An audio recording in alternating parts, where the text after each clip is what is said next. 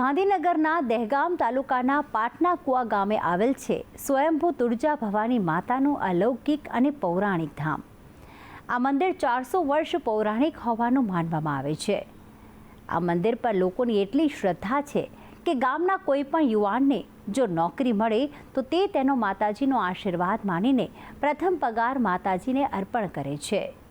તો આવો આપણે પણ જઈએ પાટના કુવા ગામે, જ્યાં બિરાજી છે છત્રપતિ શિવાજીના કુળદેવી માં તુળજા ભવાની। આજે ભક્તિ સંદેશની ટીમ આવી પહોંચી છે દહેગામ તાલુકાના પાટના કુવા ગામમાં, કે જ્યાં સ્વયંભૂ તુળજા ભવાની માતા છેલ્લા 400 વર્ષથી સ્થાપિત છે। આ મંદિર પર પાટના કુવા ગામના લોકો અપાર શ્રદ્ધા ધરાવે છે।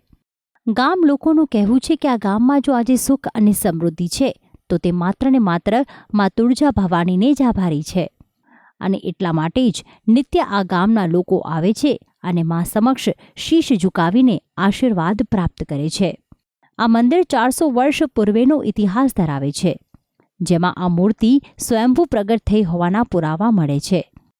એક માન્યતા પ્રમાણે આજથી 400 વર્ષ પૂર્વે રંગાભાઈ પટેલ જ્યારે પોતાના મકાન માટે લાકડા લેવા મહારાષ્ટ્રના તુળજાપુર ગયા હતા, ત્યારે તેમને એક પથ્થર મળી આવ્યો હતો, અને આ પથ્થરમાં માતાજી તુળજાપુરથી પાટના કુવા બિરાજવાની ઈચ્છાથી આવ્યા હોવાનું ગામ લોકો માને છે। તો આવું સાંભળીએ આ મંદિરનો ઇતિહાસ। રંગાભાઈ પટેલ એમના બીજા ખેડૂતો સાથે એ મહારાષ્ટ્રમાં લાકડા લેવા માટે ગયા।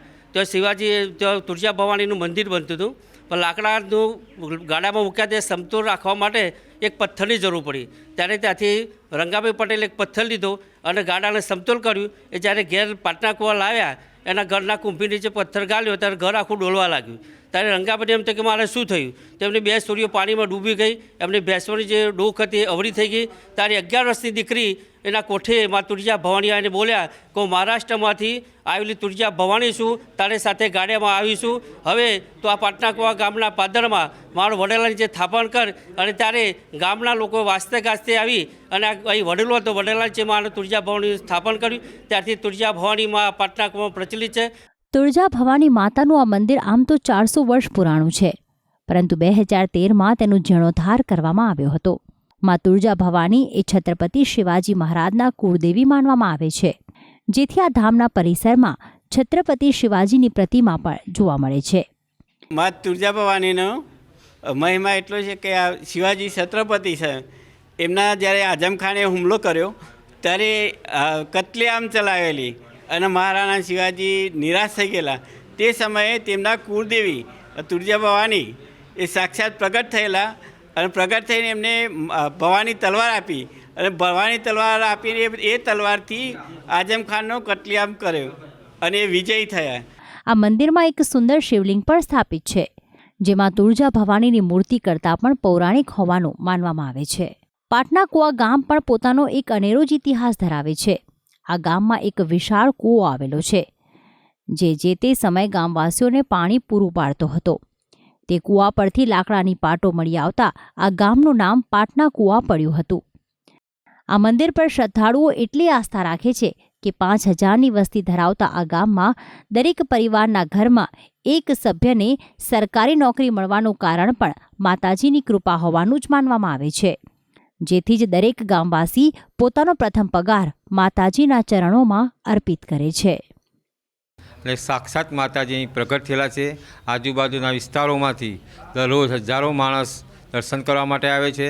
દર રવિવારે જે માણસો આવે એમને ચા નાસ્તાની ફ્રી સેવા આપવામાં આવે છે, અને દર પૂનમે 12થી 800 થી 1000 માણસ દર્શનાર્થે આવે છે, એમને દાળ ભાત મોહનટાળ શાકનું પાકું ભોજન ફ્રી ઓફમાં આપવામાં આવે છે।